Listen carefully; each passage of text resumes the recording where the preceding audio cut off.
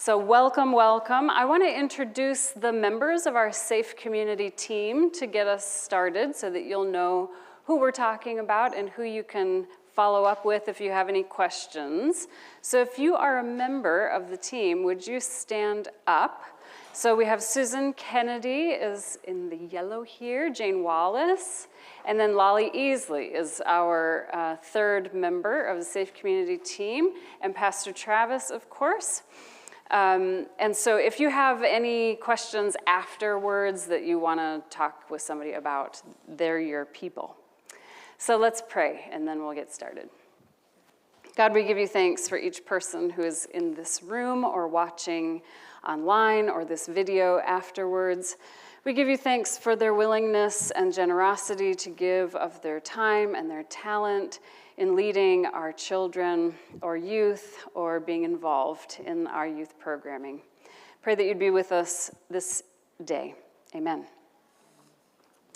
Okay, so I am tasked with sharing with you an overview of what we'll do today. So we're going to talk about the benefits of boundaries, maintaining professional boundaries when we're with our children. We're going to talk about some issues that may come up. Then we'll talk about guidelines to avoid inappropriate boundary violations, our safe community policy, and then some emergency procedures that we've added in from our time last year. So I'm looking forward to hearing your reflections on that as well. We'll have discussion at the end, but of course it works really well if you have questions or comments during the time. Please feel free to ask us questions. We have handheld microphones here, and Lolly or Jane will come around with these microphones so that it'll be heard on the video later. And then we will do some next steps, talk about the self-assessment form that you should have received, and any background checks that still need to happen. So that's our agenda for today. And I get to do relational boundaries, how they help us. So maintaining clear professional relationships is something that we strive to do, even though we're working with children and we might not think of ourselves as professionals. We do want to maintain these professional relationships. We need to know when and when not to participate in a given activity, especially if we have more power than those that we're in relationship with. So it's good to think in advance about what activities we're engaging in and what not. And then to keep perspective when people's problems seem overwhelming. We'll talk a bit later about when kids come to you with a problem or an issue that they're facing, how do you help them while maintaining the boundaries that you need to? And then we want to signal to others that it is safe to trust us. So we want to have these trainings so that parents and children will know these are safe people. And if we maintain our boundaries, then they will know that we are safe to engage with, safe to trust. And of course, we want to protect students from any abuse of power that might occur. So I will then turn it over to Susan, starting on our hot topics. Okay, so give a minute. Am I on? Oh, I hear it. Okay, so we're going to talk a little bit about hugging and touch. And the first thing that we want to say about it is touching and hugging are healthy and appropriate ways that we relate to one another, including with our children. And we don't want to convey here that we want you to be robots who will not offer comfort to children. And healthy touch is a part of how we will keep children safe in our programs and also build the relationships that, frankly, we do want to have relationships with these kids. So we're going to start by saying that touch is healthy, touch is good. But we want to just make sure, of course, that while touch is an important part of care, we want to make sure that we are modeling and initiating in healthy touch and contact with kids. So some things to kind of consider about, when we're thinking about using touch, so this could be hugs, this could be, with the younger kids, it could be picking a kid up, it could be having a kid sit right next to you. different types of touch, is thinking about how that child seems to be reacting. And so a child who wants to be picked up, for example, will lean into that, will put their arms around you, will return that hug. And so watching for those kinds of things and making sure that you're not seeing, a kid who, is backing away from that touch, or maybe just looking like confused about why you're coming to give them a hug. So those kinds of signals from the kids, watching what kind of feeling they're having about that touch. I think it's important here too, sometimes we volunteer with kids because we really like to be around kids. Kids are warm and fun, and they bring a lot of joy to us, and that is a very valid, and I'm glad that you all are here wanting to work with kids, including, for many people, if anyone doesn't know me, I've got 2 kids in the youth program here. And I really want them to be with people who enjoy working with them, right? That's part of the point. But making sure that you're not, as Shelley kind of talked about in the first part, you're not coming to church to meet a need that you have in terms of that connection with other people, that you have lots of ways in your life that you're connecting with people, that you're not using this kid or this relationship you're building with a kid to kind of meet, in excess your own needs. And then also sometimes there are other ways that you can convey warmth and caring. It doesn't have to be a hug. It doesn't have to be, sitting that child on your lap. It can be words, about, I see you're really upset. Do you want to talk about it? Can I sit next to you while we do this next activity? Or I know you really miss your mom. Maybe you and I could build this tower together, or we could read a book together. There might be other ways to build that connection. It doesn't always have to be touch. And for some kids, it may be better to do something that's more verbal or has a little bit more distance to it. And so again, there's a little reference down here too. Whoops. We want kids to feel comfortable. I think with the little guys, and we have a lot of little guys in our programs now that we didn't always have. So I'm not saying don't pick up a crying baby. I think crying babies need comfort, and they're not going to be able to have a conversation with you about how to meet their needs. They need their needs met. That is a primary way that little kids have their needs met. So we're not saying don't do that. But once you get to preschool age and higher, I would argue those kids can have that conversation with you. So even a crying 3-4-year-old, you can say, oh, you look very upset. I know it's hard when you're not with your mom and this is a new place for you. Would you like a hug? Is that a way I can help you? Is there some other way I can help you? Would you like to sit right next to me? Those kids can have conversations and offer consent for those kinds of touching. So it's better when they're older to go ahead and talk about that conversation, have that conversation about consent. And I just want to say too, like I said, none of this is about not picking up the crying baby, but it could be about noticing if the crying baby is trying to get down, put the baby down. That may not be the way to soothe that baby right now. And we need, even at a young age, we can notice those signals from kids.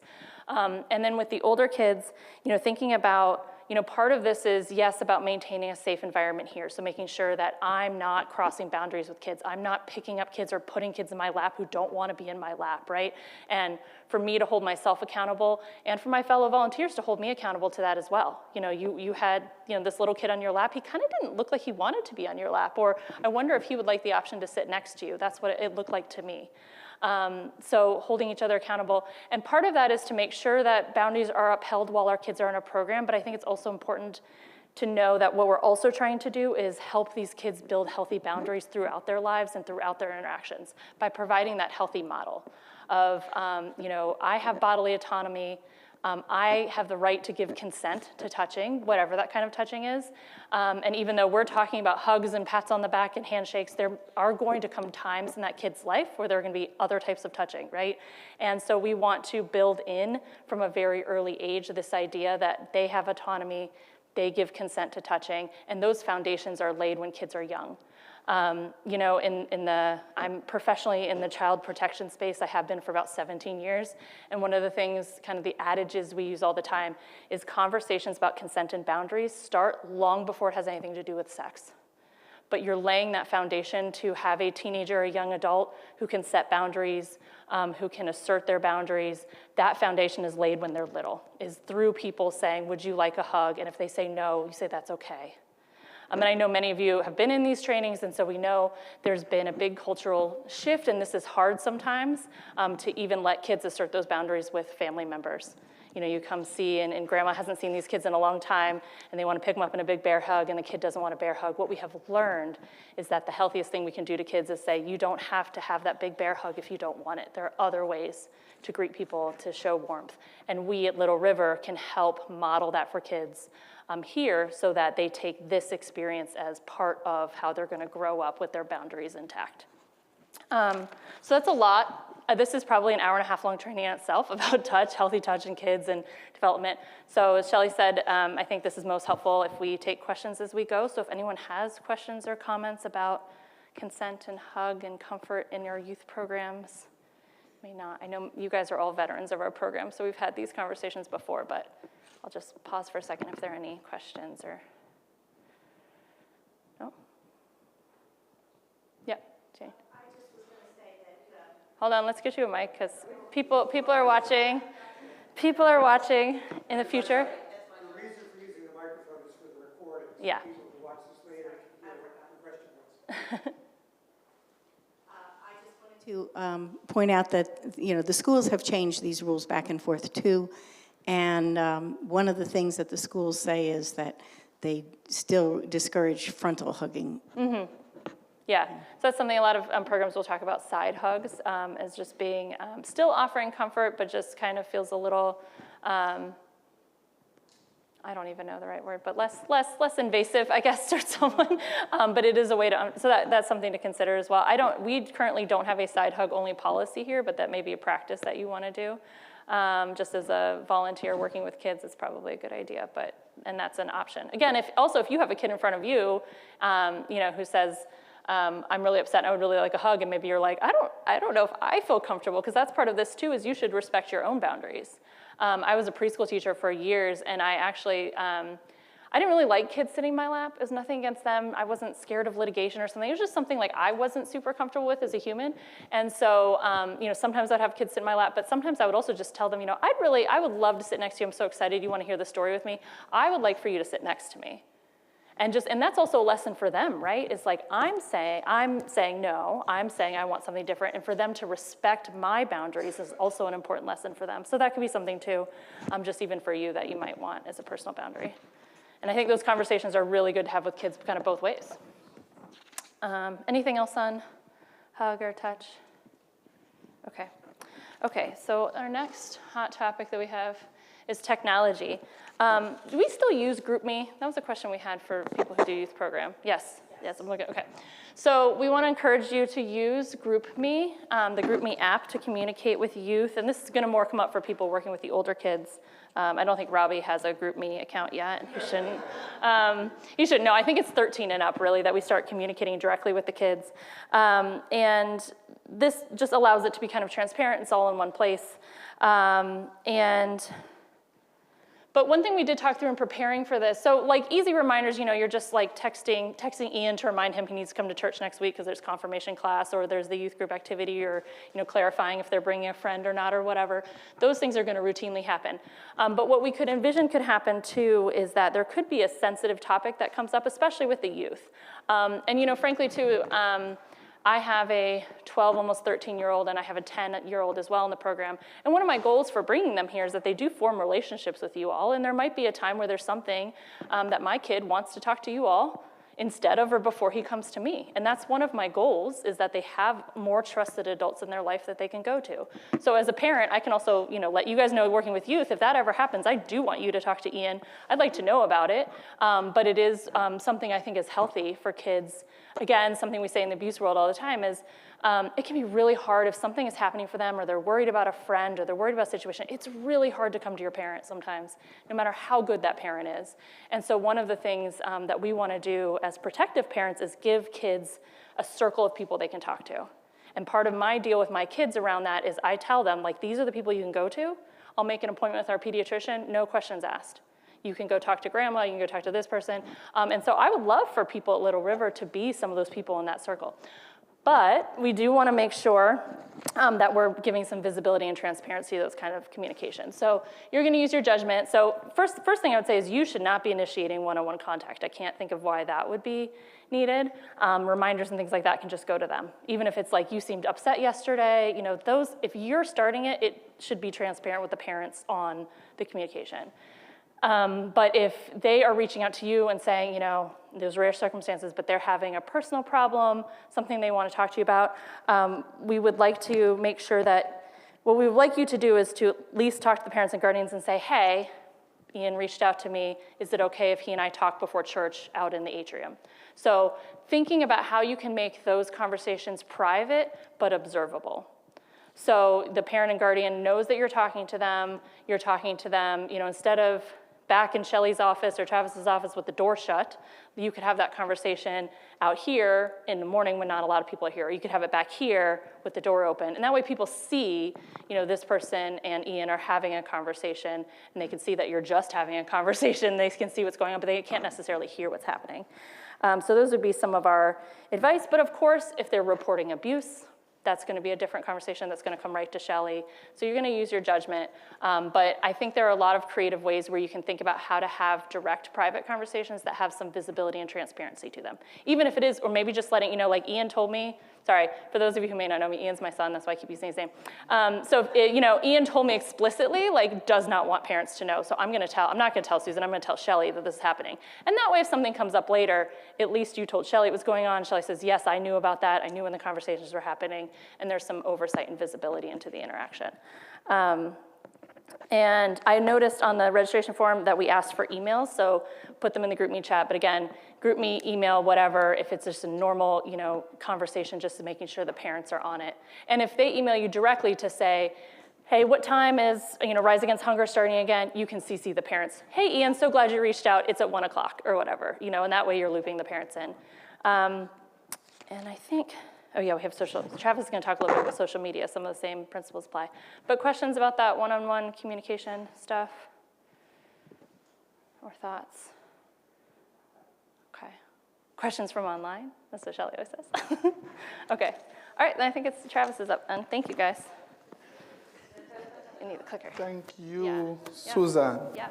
That was excellent. So I want to be quick. I want to begin with a little survey.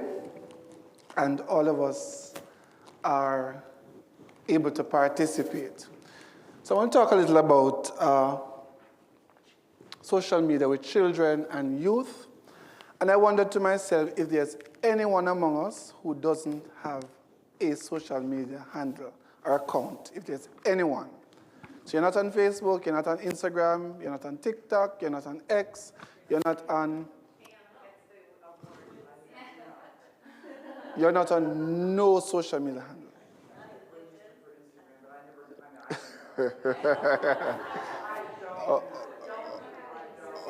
Okay. You have? I do have texting. My grandchildren text me instead. Okay. Well, so Jane maybe has the edge because she only does calling and direct texting. Okay, and email. All right. So we're living in a world and at a time that social media is a thing. Very diverse, that there are new platforms being created to meet new needs, and globally, persons are utilizing these platforms more and more for various reasons as they see community and connection and just to communicate. And we find that even within our church community, that is no different.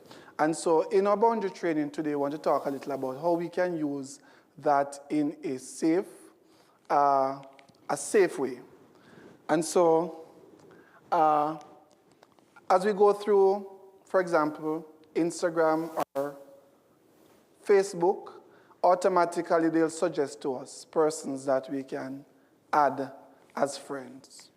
Perhaps the algorithm will tell us that we go to the same church, and automatically they begin to populate people from Little River as friend suggestions. So it is not unusual or may not be uncommon for a child in our youth program or to send any one of us a friend request. And so we are suggesting at least 3 things, and there are others that we need to consider if we receive such a friend request or if we see such a person in our friend suggestion box. Before we add, confirm, like, these are 3 things that we must ask ourselves. And if we are unable to answer or we are unsure how to answer these questions, then maybe we should not add them. We should not add them. Of course, we're going to talk a little about parental consent. It was talked about earlier, and we'll talk about it again. 1, we must ask ourselves, how will this interaction online affect my relationship with this child and with the children or youth as a group? What value, if any, will it add? What will be the purpose of having interaction with this child, youth, on Facebook or Instagram?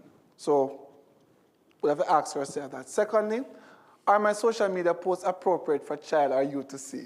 I mean, some of us sometimes, I speak a little about, for example, the election coming up in my country, and sometimes when you see some things, you're really tempted to respond, but there's sometimes you have to tell yourself that some things you respond in your mind are not under a post. So sometimes, whether it's a photograph, a daily post, something that you have seen and you are reposting, the messaging that you are sending out, especially if you have an active social media page, because some of us are on social media, but we're only viewing, we're not posting. But if you're posting, you ask yourself how these posts are appropriate for the youth or the child in your Sunday school class to see. And then thirdly, if a child or youth posts something on social media that is concerning, am I willing to talk with their parents about the content? And I think one thing that come up is about just reporting, that we're almost mandated to report. That in my country, we talk a lot about see and blind, hear and deaf. So that's something we are learning, that you have seen, but really you did not see, and you heard, but you really did not hear. So everyone is just minding their own business. And so in Jamaica, we say you see, which means see, and blind, I mean you did not see, and you hear, but you're deaf. I mean, when we are working and we have committed to work in the environment, we are under a sense of obligation that in looking out for their well-being, we bear a burden of concern. And so if we see something on their page, a post from them that is concerning, then we are mandated to report. So these are 3 things that we must answer if we're going to add or follow a youth or a child in a church school program. And if you're unable or unsure how to answer, then the safest thing to do is not to add them.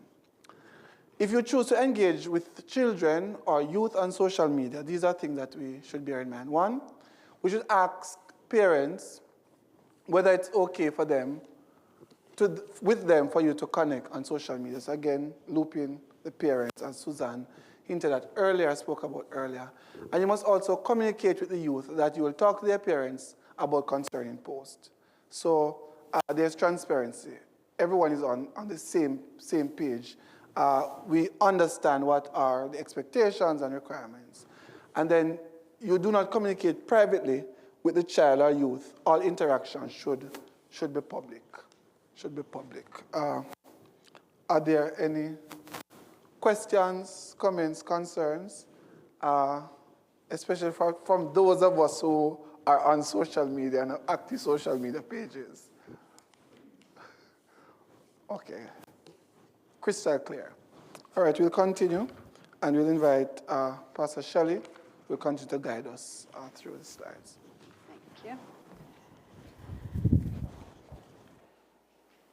Okay, so we have some other guidelines that we want to make ourselves aware of. The first is that we do not want to attempt to counsel a child or a youth who comes to you unless you are a trained counselor and you have parents' consent. So if you're a therapist and the parents want you to become the therapist of this child, that's one thing. But most of us do not have those credentials, and it would be a conflict of professional boundaries to do that. So we want to refer the child or the youth to someone with training to do that. And I follow the same rule, so just so you know, if people come to me for counseling, I'm trained in pastoral counseling, which is like a few times to talk with someone about whatever is going on in their life, but I'm not a trained counselor, trained therapist, and I don't pretend to be one. I send them to the trained professional. So, so we would ask you to do the same. Sexual feelings, so just be aware of any sexual feelings and acknowledge these to yourself. If you're having sexual feelings about a youth or a child, please, please acknowledge that to yourself and then let me know. And please do not express those feelings to the individual that you're having feelings for. We just want to be very clear that churches are not, we don't have a good track record for sexual abuse. And so anytime you feel like, oh no, something is happening to me, just right away we want to acknowledge that, like, okay, we know that this has happened in the past. We're going to do everything we can not to let it happen here. So as soon as you have any feelings, then please do let me know, and we'll make sure that nothing bad happens here at Little River. Sexualized behavior, please do not attempt to sexualize your relationship with any children or youth. If a child or youth engages in sexualized behavior toward you, please maintain your role as teacher, spiritual leader, and then consult with me about how you might want to proceed. This is probably the more likely scenario, that someone might express their feelings for you because you're an authority figure and they're having, they're going through puberty and they're having new feelings that they don't know what to do with. They might express that toward you. And so the important thing is just to maintain your role, and you don't have to talk about it with that child, because then you're engaging in a conversation with a child about sexual feelings.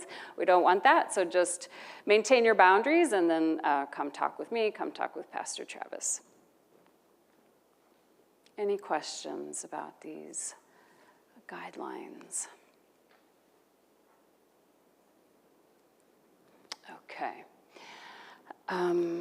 How can we keep from violating boundaries inappropriately? Susan alluded to this. So we need to make sure that our own needs are being met by people other than those that we're serving. Sometimes we can join groups because we ourselves are lonely, or we need more interaction with others, or that sort of thing. And so we just want to be aware, why am I doing this? Am I doing this to meet my own needs? Or am I doing this to serve another person? We'll want to look at stress management and self-care, make sure you're providing for your own sort of, Sabbath practices for yourself. Spiritual self-care, recreational times, take time off. This is going to help us, not to make a comment we shouldn't say or whatever, because we're just frazzled. And so in the moment, attend to your own personal relationships and intimacy needs so that you're not going outside of those in Little River. And then ask ourselves these questions. Is this in the best interest of the other person, or does it only satisfy my needs? And then, would I be comfortable if my acquaintances knew that I was doing this? And then establish a system of accountability. So we want to meet regularly with other teachers, when you meet to discuss the curriculum or whatever it is that you're doing together.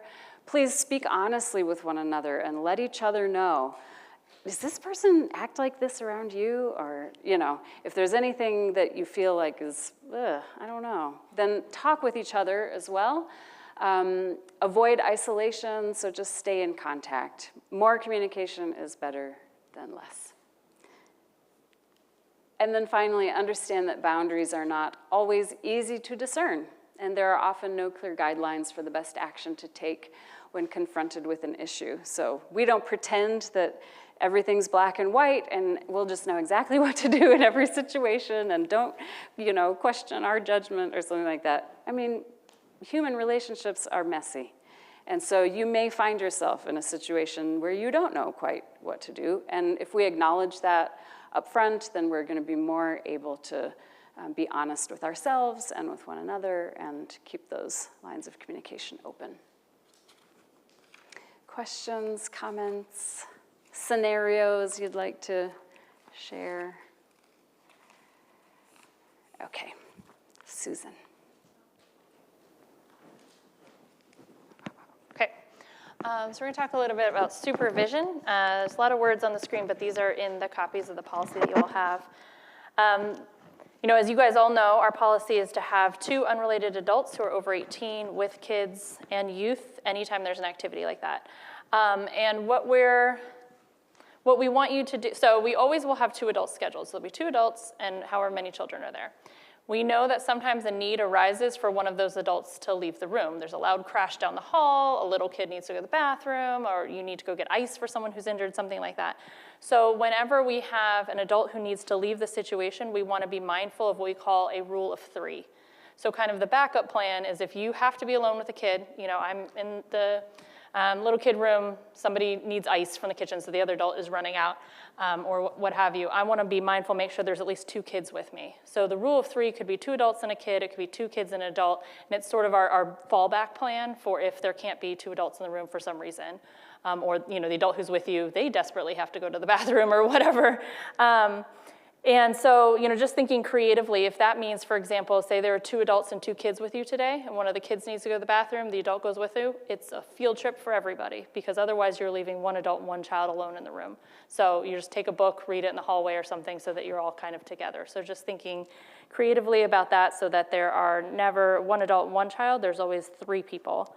And that's true for the little kids, and it's also true of the nursery. So we just want to always have rule of 3. And I'd say with the nursery, I mean, trying really hard to keep 2 adults in the room, because obviously baby's not going to be able to help monitor a situation the way a 12-year-old would, right? So it's really important. You know, we have a bathroom right in that room with the nursery, for example, so we should really kind of minimize any times where where adults are away from that.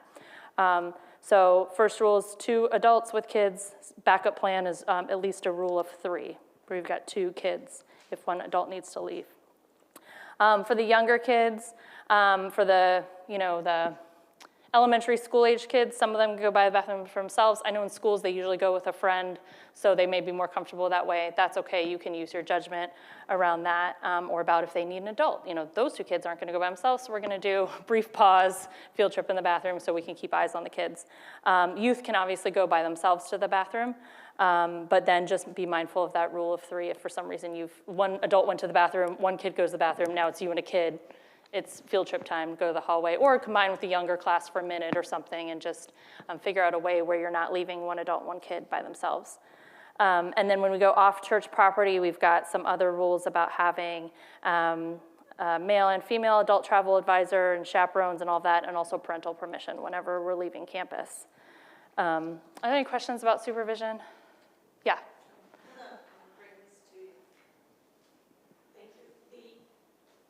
On. It takes them a minute to click the right buttons. Go ahead. Okay, all right, good. Thank you to the tech team.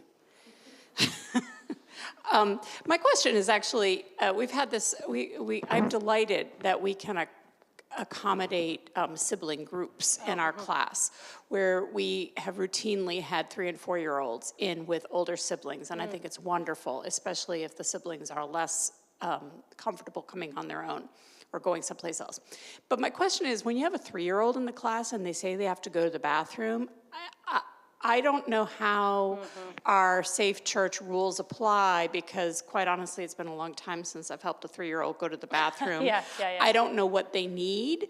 I can ask them, are you okay going? And I'll stand out the door. But it seems to me could be a fraught process because you're one adult with one child and I don't know what the rules are. So it's happened a couple of times and I think I've said, do you need help? And, or maybe Jane has gone with, but I would just be curious what we're supposed to do. If it's a 7-year-old, I'm assuming they can take care of things they need to take care of, but I have no idea what a 3 or a 4-year-old needs. Fair. I see Jane is ready. Yeah, I was just going to say. She has her own microphone. I was just going to say that we generally have a rule that if the adult has to take the child down, you do ask the child on the way to the bathroom, do you need any help? It is also a good idea because we use those 2 classrooms that have their own bathrooms. And I always go in to make sure that the light is on and that so I have a minute or 2 to ask that child how much help they might need, if they need any. And then I step out into the hall so that I can be seeing through the classroom door, and I wait in the hallway between the bathroom and my classroom so that the teacher in the classroom can still see me and the child in the bathroom will come to me first before they could disappear off down the hall somewhere else. Yeah, so I think the other layer I would add, I think communication is really important. So, like, let's say you have a 3-year-old and I do think they need someone to at least go. I don't think we trust a 3-year-old to wander the building. So I think you go with them, and again, mindful of that rule of 3. So as long as you're leaving 2 kids behind with the adult for a short period of time, that's okay and within Safe Church policy. But if you have a small group, you could also say, Sophia needs to go to the bathroom. We're all going to read a story out here in the hallway. But the bathrooms are closed. So all of that, I would say the communication piece I would add is I would just let the parent know. That so-and-so went to the bathroom, especially because I think where they might ask you for help, and I would only expect this of kids below the kindergarten age, is they might ask for help wiping if they go number 2.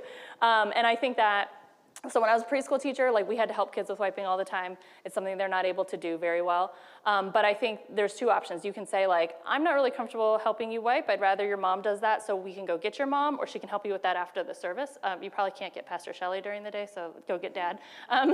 So I think one option is to say, I'm not really comfortable helping you with that, but I can go get your parent, or you can just hang tight until after the service and they can help you finish. Or you could choose, you could help them. I think it's also reasonable to, they're asking for your help, you're doing the thing. But I would communicate with that the parent. So-and-so went to the bathroom, I helped her in the bathroom. Because then, if I'm home with my 3-year-old and she says, Miss Jane touched my butt today, I'm like, oh, I remember that. And I have context for that comment. And I know that and then I'm going to say, and I trust Jane because Jane was transparent with me about that touch with my kid. So I think the communication, if you do, if you're just staying outside while they pee, I don't think you have to worry about it. But or they can't get, kids they'll wear more complicated clothes to church than they do normally, and they can't do a button, or even boys with their little dress, they're wearing dress pants and they can't do that button. So you might come in, help them get their clothes back on, and I would just say, you can mention it to your co-teacher, but I would just mention it to the parent. I took Jimmy to the bathroom. Those pants are really tricky for him, so I helped him get the buckle. And then also, the kid hears. Touch is transparent. What happened is transparent. Everybody knows about it. But in terms of what's in Safe Church policy, it is technically a one-on-one, but I think it's a reasonable violation to serve that kid, and you're helping them in the bathroom. And as long as it is, transparent and visible, the way Jane was talking about, and there's open communication, I think that's fine. Again, what would be different is if you guys left the room with no explanation and they didn't know where you were going, and then this kid comes out and is like, Susan took me in the bathroom and she touched my bum, and then everyone's going to be a little, I didn't know Susan was leaving with that kid. I didn't notice that happen. I don't, all of that. That's where we start to, have more questions about whether or not someone is taking an opportunity to push a boundary. But as long as there's kind of open communication, then I think that's okay. And there's the changing area, for speaking for the nursery, there's the bathroom and there's a changing area. It's all visible. And kids that little, toddlers, don't care about having the bathroom door shut while they go to the bathroom, so that's an option. You can just leave it open, have a whole, Iris is like, yeah, you can have a whole conversation with kids while they're on the toilet and they don't care. So that's something, too, to do for visibility. Oh, yeah.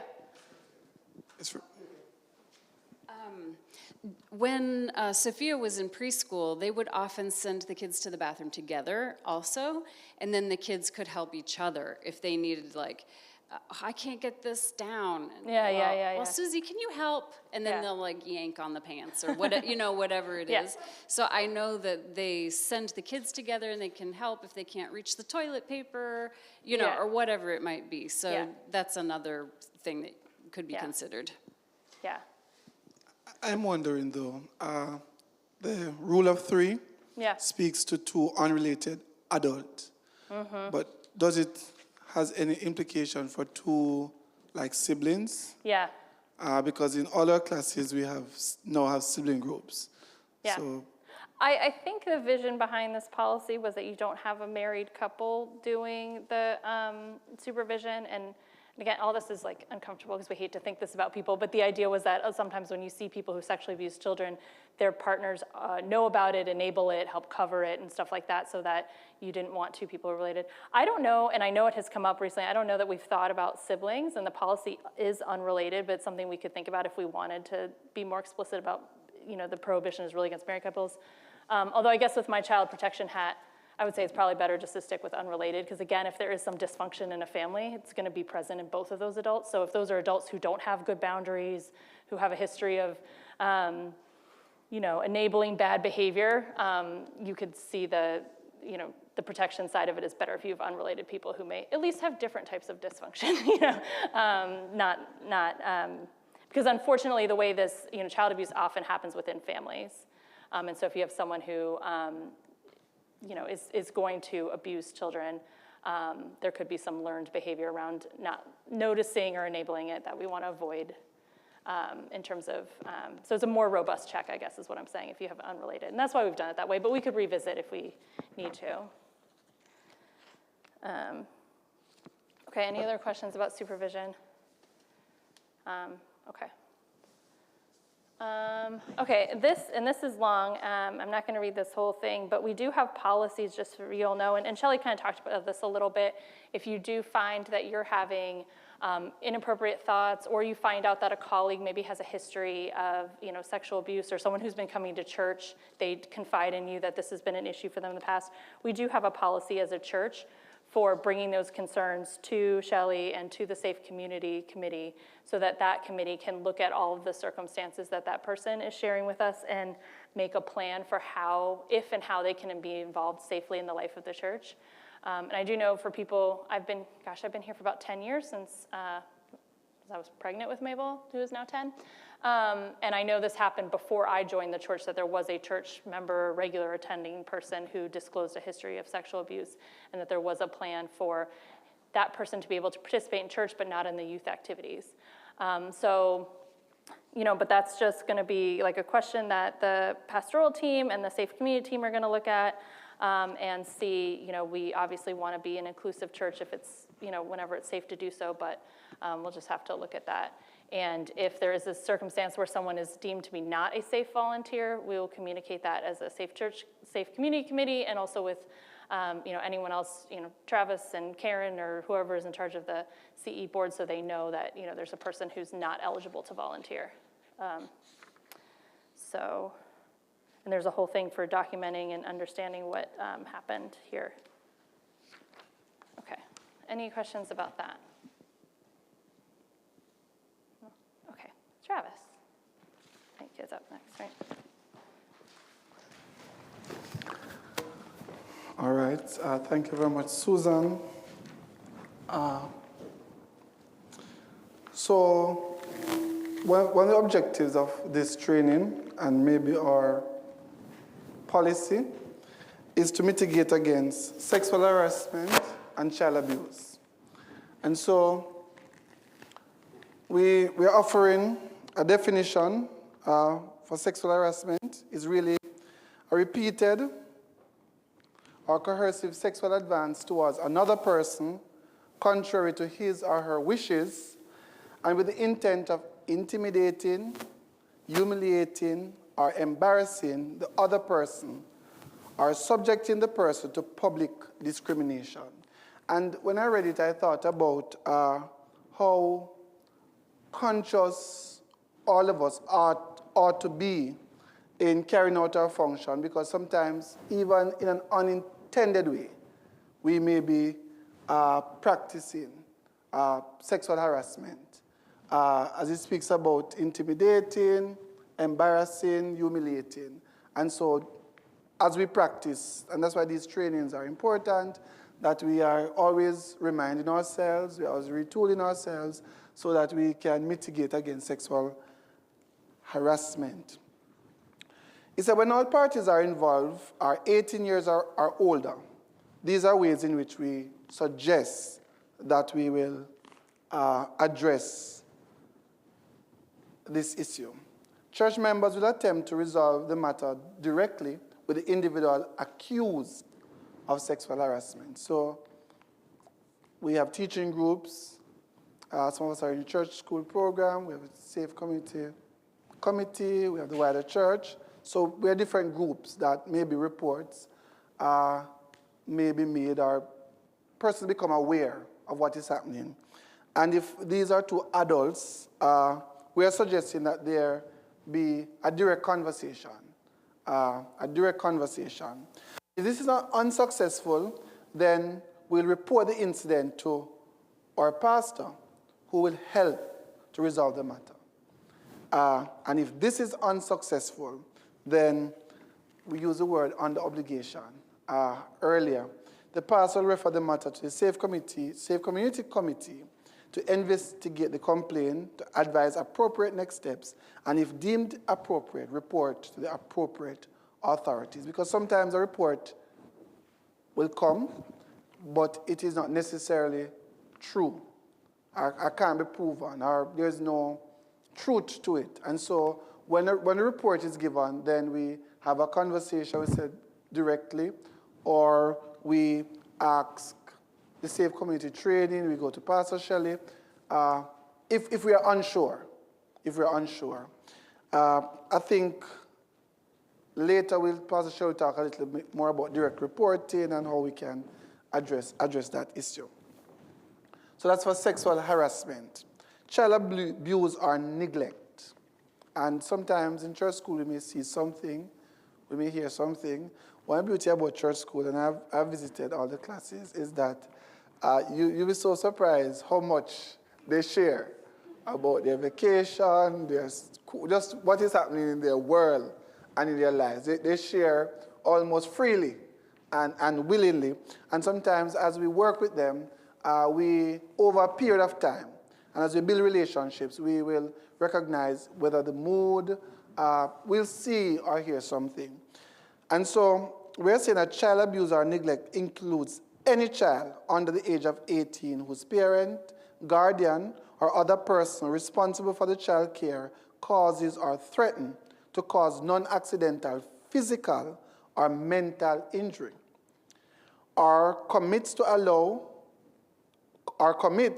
or allows to be committed any illegal sexual act upon the child or use the child in any sexual explicit visual material, and or neglect to meet the child's basic need, which is food, clothing, supervision, emotional nurturing, or health care.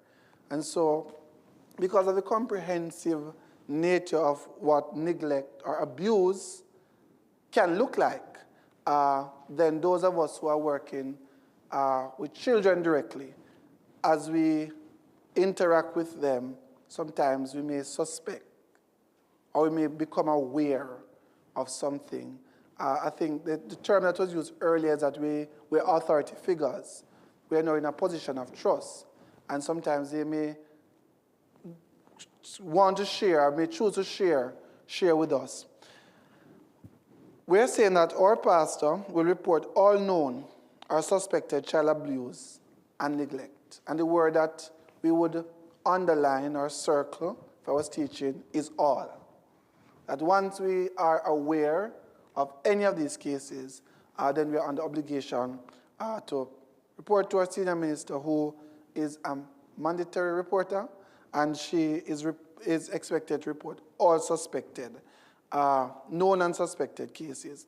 Any staff member or volunteers who suspect child abuse shall report it to the appropriate hotline. After a volunteer or staff member reports abuse, they should let the senior pastor or chair of the Safe Committee knows that the report was made. So we're asking, we are not limiting or restricting persons from reporting because we have a responsibility to report, but we're asking that those of us who are working in our church school program, that if you have made a report, we're asking that you also inform us through our Safe Community Chair, through our senior minister, that a report was made. Even if you do not disclose maybe the content of such a report.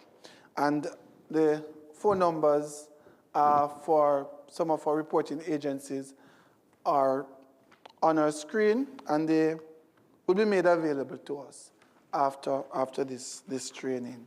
Please tell me that you have one question for me today so I can do it.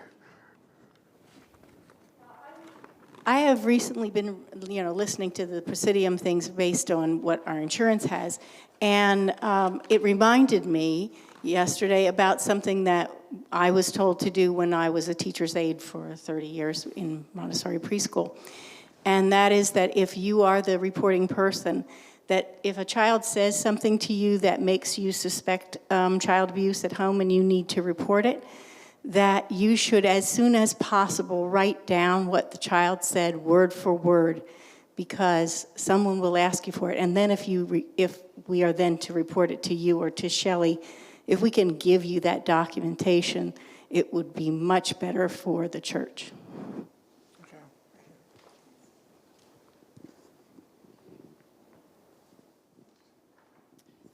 Also, just a note of similar school district training is don't investigate it yourself, right? So some of the key pieces are that you might hear something, you might have a concern, and it is not recommended that you then follow up with the child and ask more questions.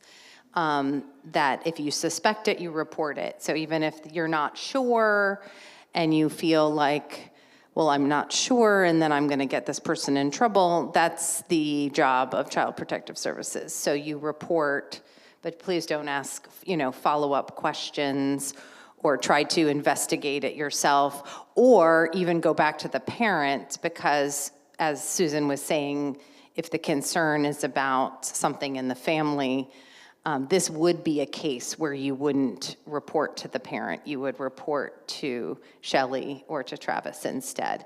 And in fact, in the schools, what they say is that if I see it and it happens to me, I should be the one to call. What we did in the elementary school where I worked is that we would often have the social worker, which would be the pastor in this case, sit with the person who is making the report, provide support to the person who is making a report, but you may be asked to make the report directly, because again, it's just helpful to have the person who experienced it and is suspecting it be the one who is giving the report. So that's just some additional training parts. And that's helpful. So Karen's reminding us that we are reporters and not investigators, which is critical and important. I want to thank both of you for those comments, and I'll invite Pastor Shelley, who will continue to guide us at this time. We're almost to the end now. So conflict resolution is part of our safe community policy. So we've been focusing on children and youth because obviously that's what we're concerned with. But just to let you know, as ambassadors, having gone through this training, that we have a full safe community policy that applies to adults.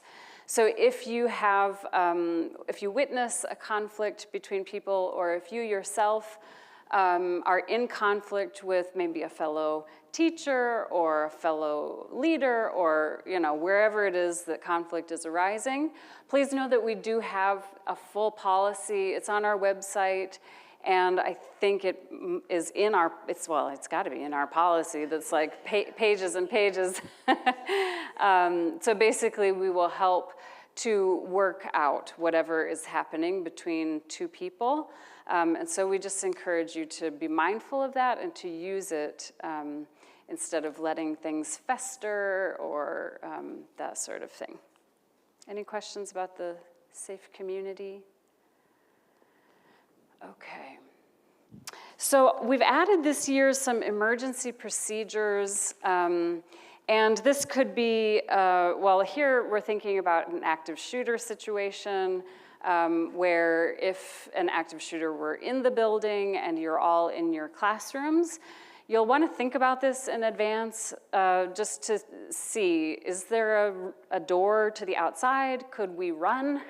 You know, if we heard something going on, could we get out through which doors? The first thing to do is to run. And if running is not possible, then you'll want to hide. So then you would want to get all the children on the ground, behind a door, under desk, you know, whatever your classroom has. So I just encourage you to think about your particular classroom and where would good hiding places be. But it's always best to run if you can. But if you can't, then hide. Obviously lock the door, do whatever you can to make it seem that no one is in this room. And if that fails, then we're told to fight. So we are Christians and we are peace-loving people. But if violence comes to your door, you are allowed and mandated, please, to protect yourself and children. Medical emergencies, there's a packet, there in the pieces of paper that you got today, there's medical emergencies are also listed, so not just active shooter sorts of things, but you'll want to just make yourself familiar with those medical things as well, like where is the first aid kit if you need it, where's the, whatever other equipment we have, I don't even know the words, the AFib thing and all of that.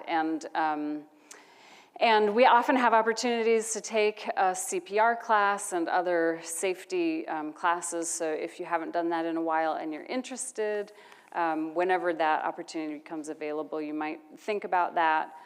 Or if we're a nurse or a medical professional and you can offer your assistance, you might let people know who are working with you that you have that background, so that if there were a medical emergency, they would know, oh, I know that Karen has CPR training, let me go get her, you know, to do that for me in this situation.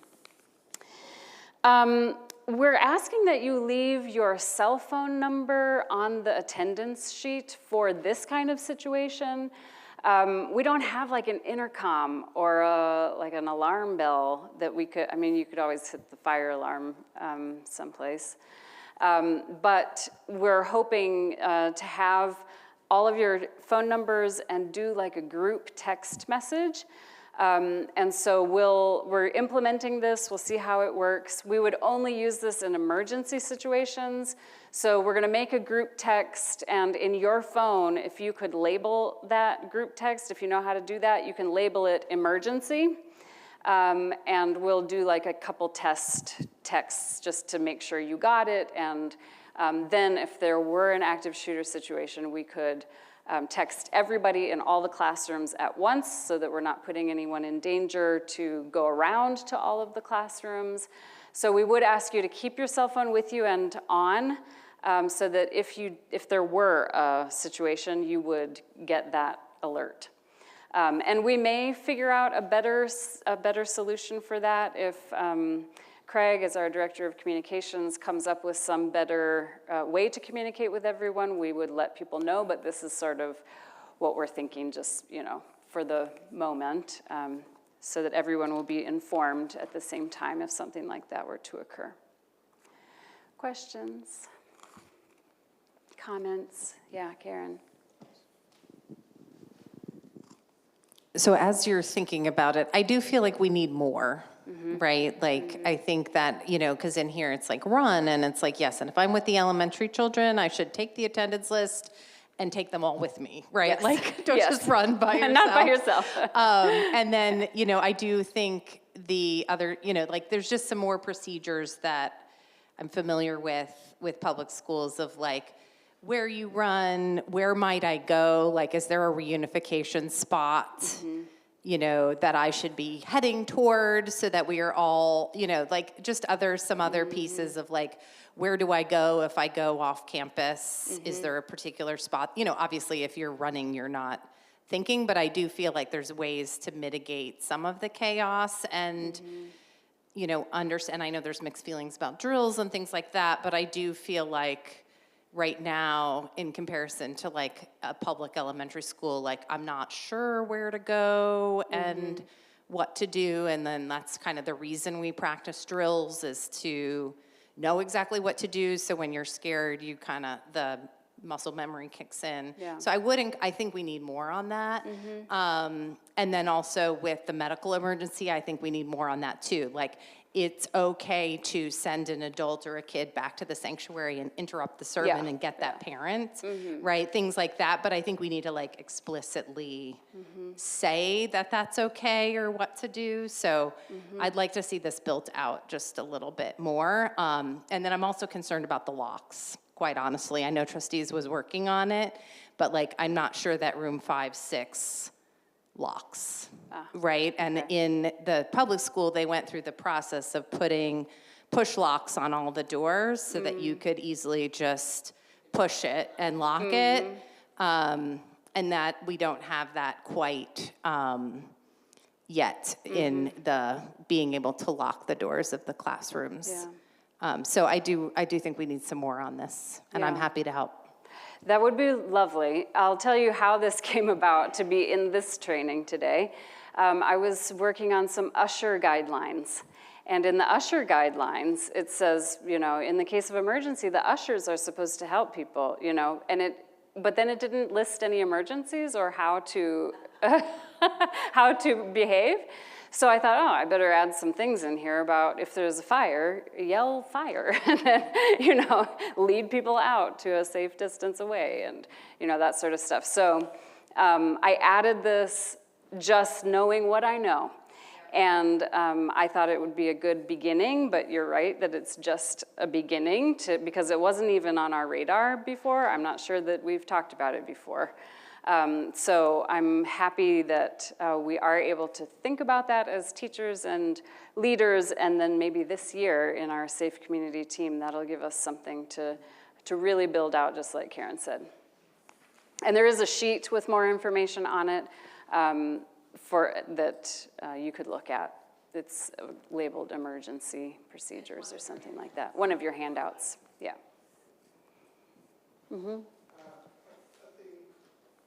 Quite appropriate, even as we perhaps bringing this training to an end, that when we did meet, we did have a little conversation to say Safe Church could talk about the number of rooms we have that are unoccupied but open, persons could hide, just things like those. So even as we continue to think about creating a safer space, I think all of those could also be a part of our ongoing conversation and for future training. Yeah, thank you.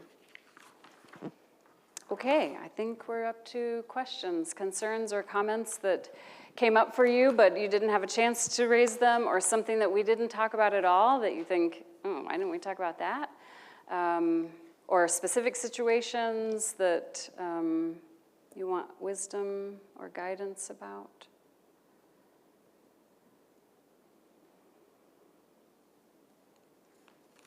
Okay. So thank you for being here today. You have in that packet of information that you picked up, all those handouts, you have a self-assessment checklist. That is just for you, so please don't turn that in. That's a self-assessment and has to do with some of the things that we talked about in terms of making sure your own needs are being met and that sort of thing. So please do that checklist when you're home or whatever, but no need to turn that in. That's just for you. We do conduct background checks every 2 years. We require self-disclosure forms every 2 years. And so if you did not do it last year, we would love for you to fill that out today before you leave. And there's an envelope that Lolly is holding. These are confidential. I am the only one who will see the self-disclosure form, which is the one that you turn in. The self-disclosure form, it begins with, I know about the Safe Community Policy, and then the rest of it is self-disclosure.